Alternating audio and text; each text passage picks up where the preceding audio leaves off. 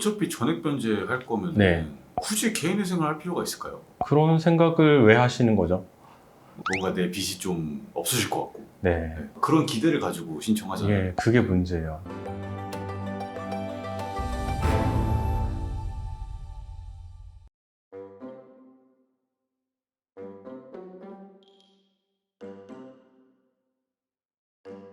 탕감되는 비율이나 다 갚아야 되는 비율이나 이런 거 어쨌든 법적으로 정해져 있다고 하셨잖아요. 네. 그러면은 변호사님이 보신 분들 중에 하나도 탕감이 안 되고 전부 다 변제를 해야 되는 분들도 계셨나요?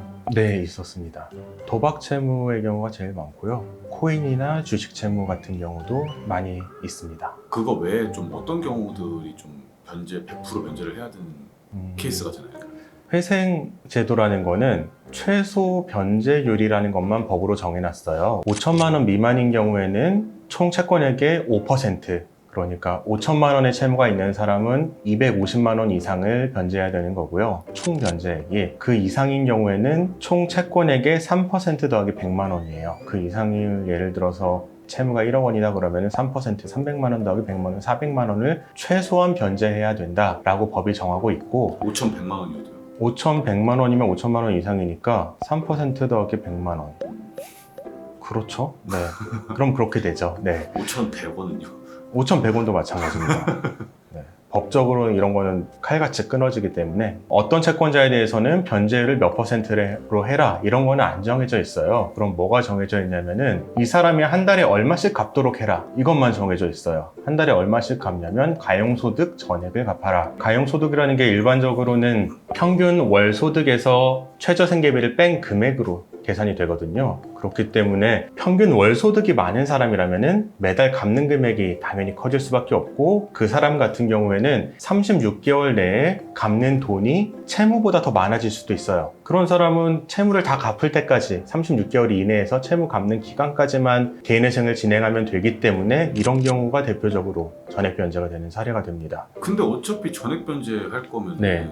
굳이 개인회생을 할 필요가 있을까요? 그런 생각을 왜 하시는 거죠? 그냥 뭔가 네. 개인회생 이러면은 네. 뭔가 내 빚이 좀 없어질 것 같고 네. 그런 기대를 가지고 신청하잖아요. 예, 그게 문제예요. 개인회생은 빚을 탕감해주는 제도가 아니에요. 개인회생은 기본적으로 내 가용소득으로 빚에 도달할 때까지 갚게 하고 만약에 36개월 동안 그만큼을 못 갚으면은 남은 채무는 면제해주는 제도예요.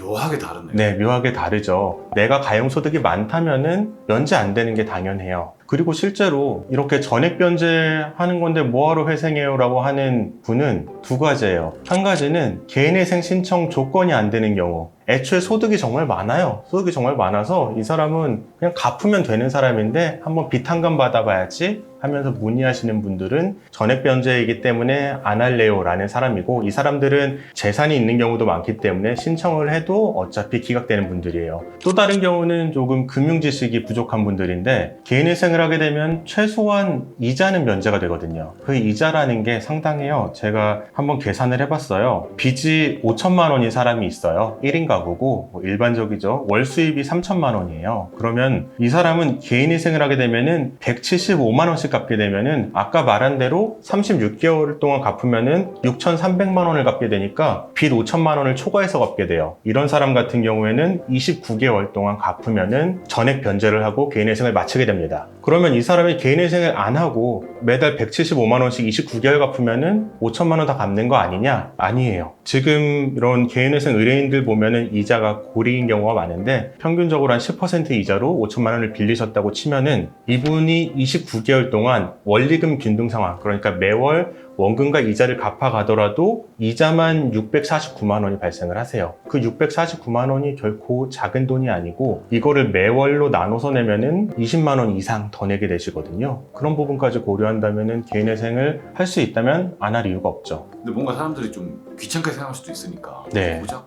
20만 원?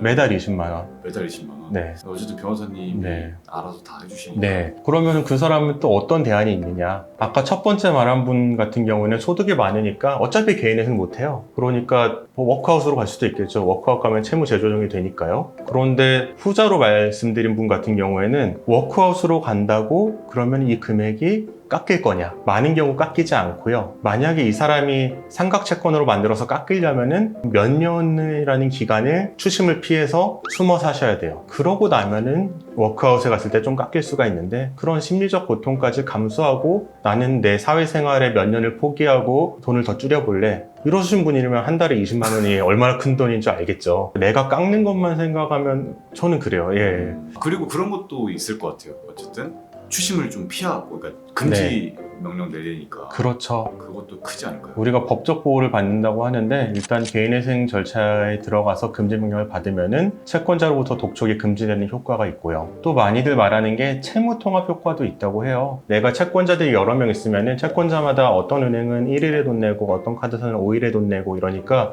돈이 들쭉날쭉하니까 스트레스도 받고 이거 밀리지 않을까 걱정하게 되는데 개인회생을 하게 되면은 모든 채무가 통합되는 것 같은 효과가 생겨서 매달 한 달에 한 번씩만 법원 계좌에 돈을 납입하면 되니까 그런 효과도 있고요. 그렇게 생각하니까 또 편해지네요. 적절한 절차를 밟으면은 네. 모든 채무가 올인원으로 통합 서비스 국가에서 그렇죠. 국가가 채무 통합을 해주는 거죠. 마지막으로 제일 큰 게 이제 미래에 대한 좀 기대가 생긴다. 시작하기 전이신 분들은 굉장히 불투명하게 느껴지는데 막상 시작하신 분들의 말을 들어보면은 시작하고 나니까 좀 희망이 보인다. 좀 안정감을 찾았다. 이런 말을 굉장히 많이 들어요. 왜냐하면은 내 미래가 지금까지 계속 불확실했고 독촉이 오면 불안하고 스트레스가 있었는데 이제 3년이라는 기간이 있으면 끝난다는 게 확정이 됐잖아요. 그걸로 인한 정서적인 안정감이 상당하다고 합니다.